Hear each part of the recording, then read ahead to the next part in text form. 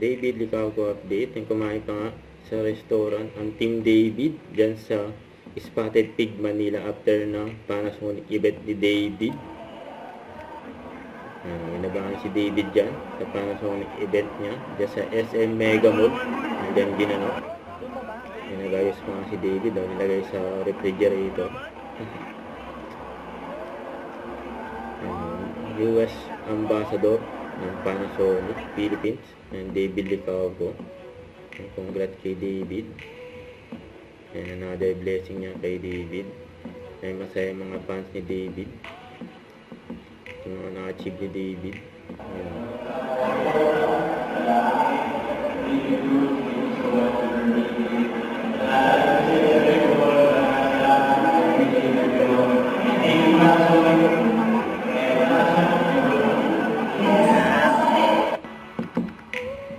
Masaya mga fans si David, oh. Ayun, namit nila si David. Nalagay sa POV and ikaw na na-distract kasi dumaan yung crush mo habang nagle-lecture si teacher tapos pinilit. Galit ng caption eh. Pinagaguluhan niya si David. Don't forget to subscribe, click the notification bell for more updates. This is Richard the Action Live. Stay tuned for more videos.